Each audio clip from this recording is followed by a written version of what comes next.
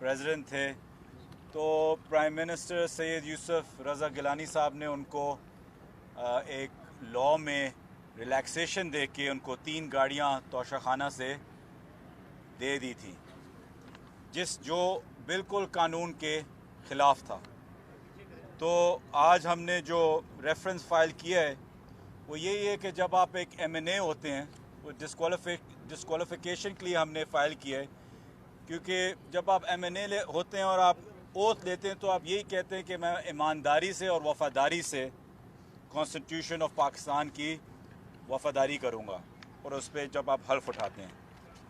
तो अब हुआ ये, आप लोगों ने ये गौर से टाइम स्केल भी समझनी है और ये कि हुआ क्या एग्जैक्टली, तो ये ज़रा आप आराम से ज़रा समझ लें। 2008 में 2013 तक PPP की गवर्नमेंट थी। जैसे मैंने आपको बताया कि प्रेसिडेंट आसिफ अली ज़रदारी प्रेसिडेंट थे। एक लॉ था जो 1970 में पास हुआ।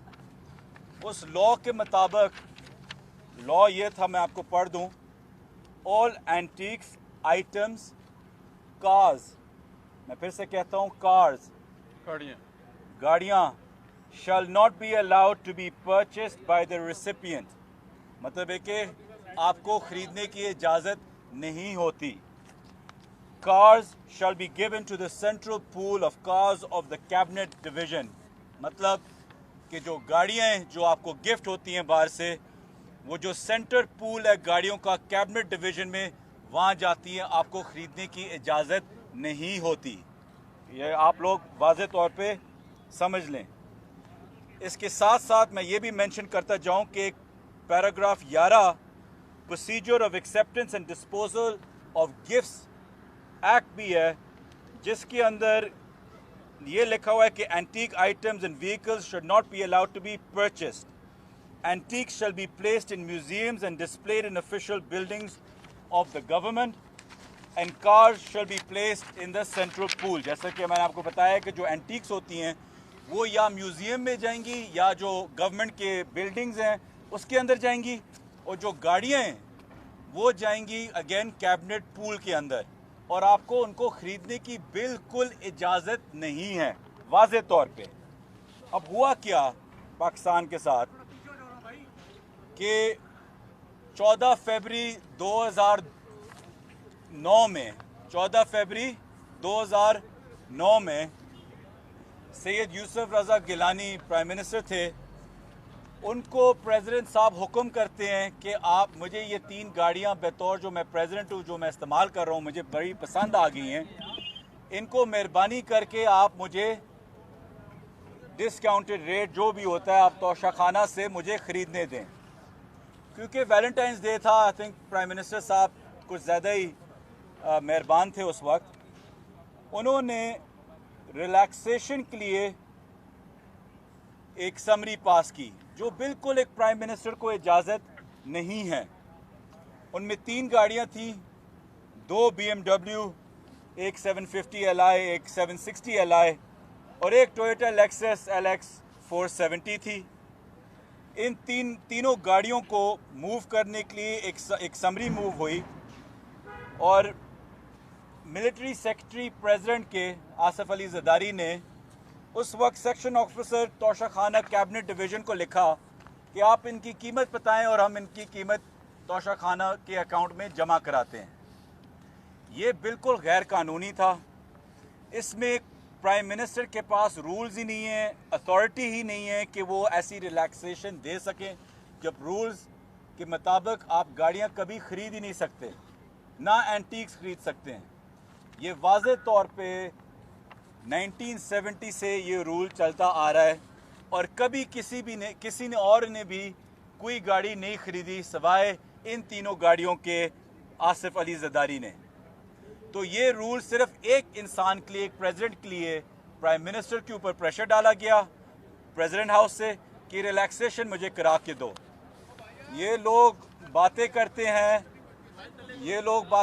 हैं कि ये तोशाखाना पे खानसा के ऊपर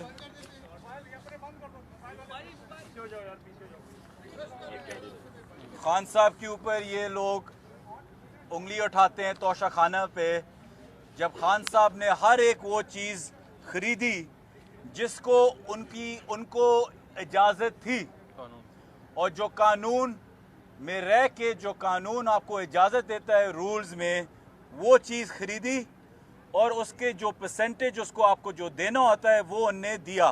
बल्कि वो भी नहीं सिर्फ किया, उसके बाद उनने जो 20 या 30% तोशाखाना की जो आपको पेमेंट करनी पड़ती है उसके वैल्यू के मुताबिक उसको 50% तक लेके गए।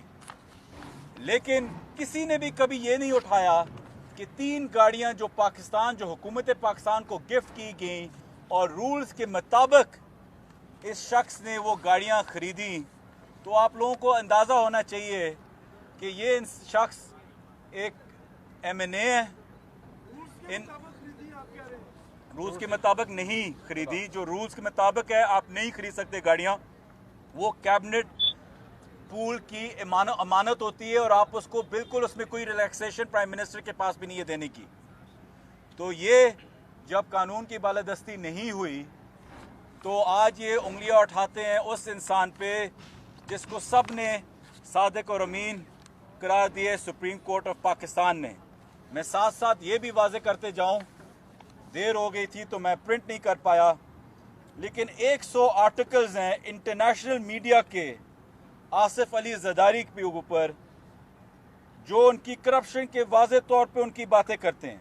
100 आर्टिकल्स, इसके अंदर मेन जो 11 हैं वो BBC, CNN, Washington Post, France 24, Al Jazeera, Reuters, Times UK, Guardian, foreign policy magazine, Bloomberg, New York Times, सिर्फ इनमें से जो 11 मेन है, वरना ये 100 आर्टिकल्स की लिस्ट पब्लिश आज इंशाल्लाह हो जाएगी, जिसके अंदर आसिफ अली ज़रदारी और उनकी करप्शन मिस्टर 10% से लेके आज तक पूरे इंटरनेशनल मीडिया पे डिस्प्ले हो चुकी है। तो इसलिए आज मैंने सोचा कि ये रेफरेंस बहुत लाजमी है और आसिफ अली ज़रदारी को जो उनकी सीट है NA 213, उससे उनको डिस्क्वालिफिकेशन होनी चाहिए, इस असेंबली से डिस्क्वालिफिकेशन होनी चाहिए।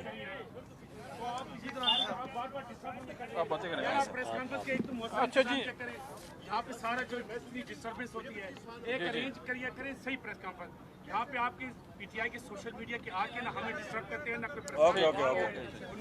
अच्छा जी, मैं इस वक्त जो है अगर आप देखें जो बुखारी साहब ने फरमाया, एक बड़ी मशहूर ज़माना फिल्म है, उसका नाम है princess and the play boy. उसका हम उर्दू ट्रांसलेशन करके रिलीज़ करेंगे। ये BBC की डॉक्यूमेंट्री थी कि इन मिस्टर 10% ने कैसे मुल्क लूटा। ये एक लाजवाब दास्तान है। ये ऐवान जो है कई दफ़ा इस्तेमाल हुआ ज़ाती मफाद के लिए, आज भी उसकी एक लाजवाब दास्तान है। जब आप पे माफिया रूल ऑफिशियली मुसलत कर दिए गए इस मुल्क के ऊपर, यहाँ पे वो लोग मुसलत कर दिए गए आइन के इस्तेमाल करते हुए, आइन का खिलवाड़ करते हुए उन्होंने आपके ऊपर मुसलत की है।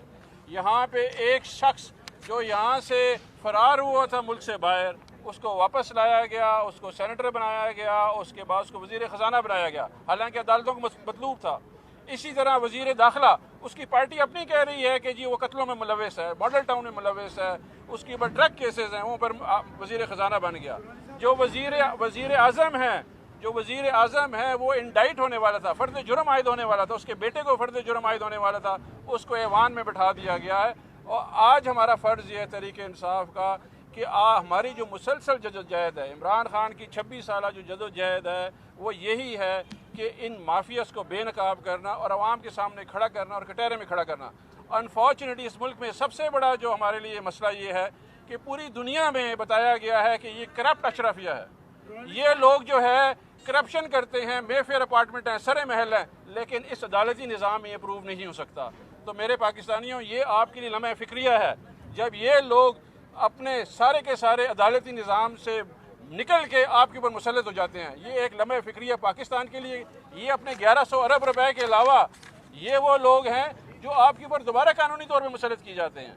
तो इसलिए सोच का मुकाम है, फ़िक्र का मुकाम है तमाम निज़ाम को कि ये क्या हो रहा है इस मुल्क में। जब तक ये होता रहेगा आवाम कभी भी सुकून का सांस नहीं ले सकती है, आपका ख्याल कभी भी नहीं होगा। इसी तरह ये चीज़ें निकलेंगी, चाहे वो तोशा खाना है, चाहे मुल्क की दौलत है, चाहे वो आपके वसाइल हैं, इसी तरह बेदरीख तरीके से इस्तेमाल किया जाएगा। जी जनाब। ये फरमाइएगा कि आज तोशाखाना के हवाले से आपका रेफरेंस दायर करना, कम से कम मुझे ये तासुर मिल रहा है कि जैसे आप कुछ थ्रेट फील कर रहे हैं खान साहब के हवाले से, particularly with reference to Toshakhana.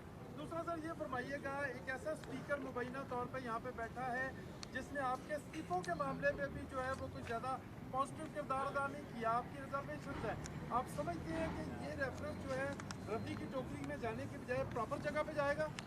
देखिए, हमारा काम है हक और सच की आवाज़ बुलंद करना, हमारा काम है अवाम के सामने हकायक रखना, हमारा काम है जदोजहद करना। ये अच्छाई और बुराई की जंग अज़ल से चल रही है, अब तक रहेगी। हमारा काम है अपना फ़र्ज़ निभाना, हमने अपना फ़र्ज़ निभाया, हम इसका पीछा करेंगे, अवाम के सामने हम गुफ्तगू करेंगे ताकि लोगों को असल चेहरा नज़र आए कि इस मुल्क की तबाही का जिम्मेदार कौन है।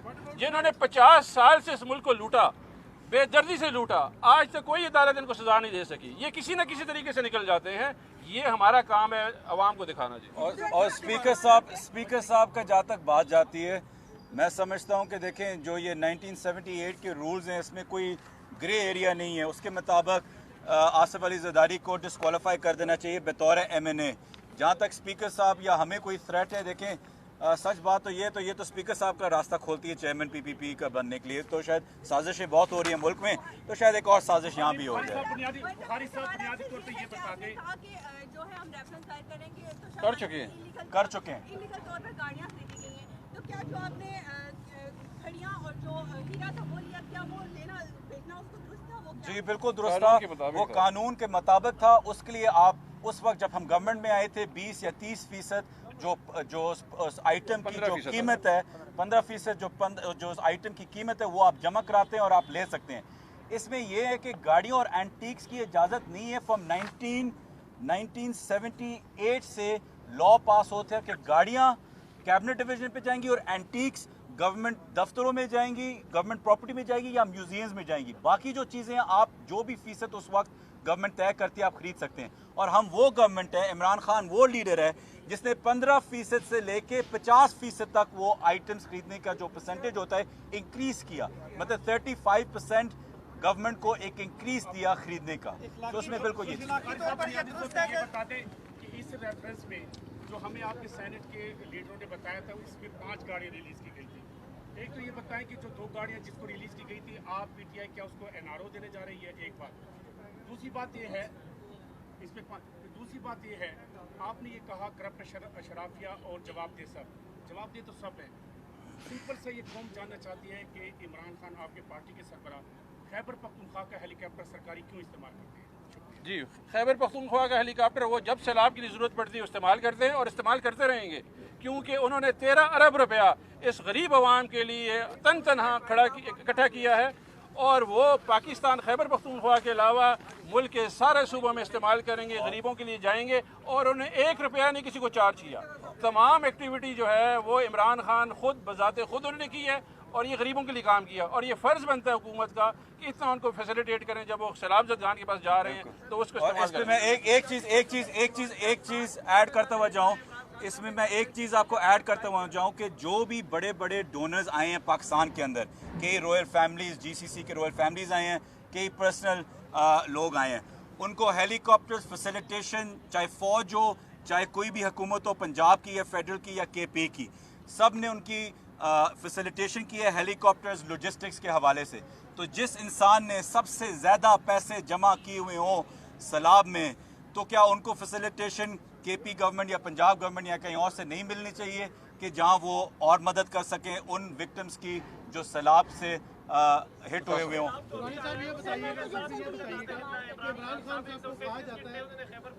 या आप मुझे बताएं कि इस मुल्क में मुल्क लूट के चले गए हैं, आप पूछ सकें उनसे? कभी सवाल पूछा आपने?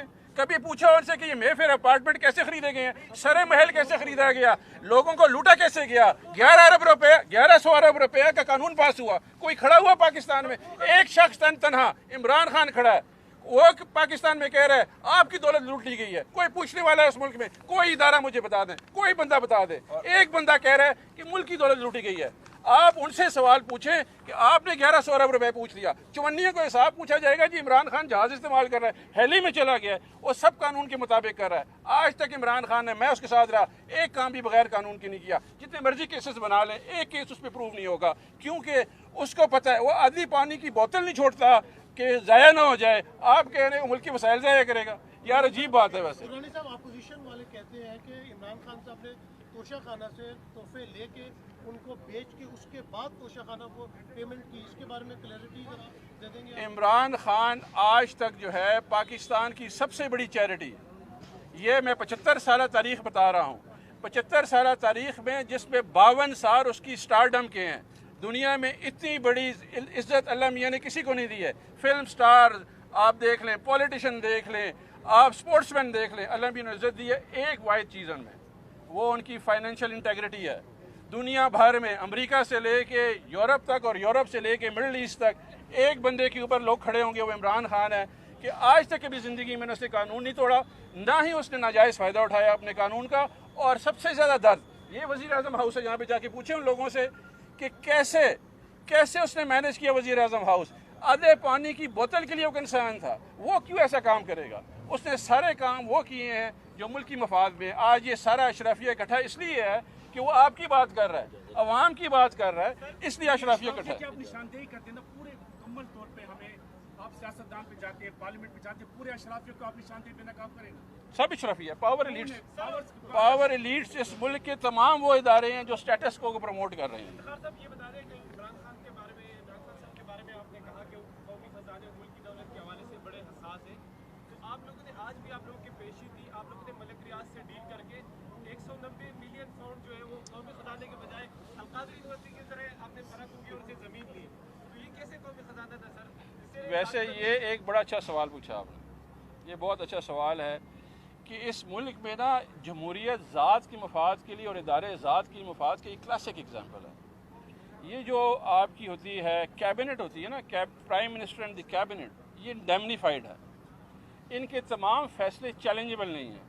लेकिन क्योंकि एक अदद ग़ुलाम जो कि शरीफ फैमिली का है उसको चेयरमैन नायब लगा दिया गया, जो कि साबका DGI भी है, जो ये आप सब देखते हैं टेबिंग शेबिंग ये उन्होंने करके आपको सारा निज़ाम दिया हुआ है।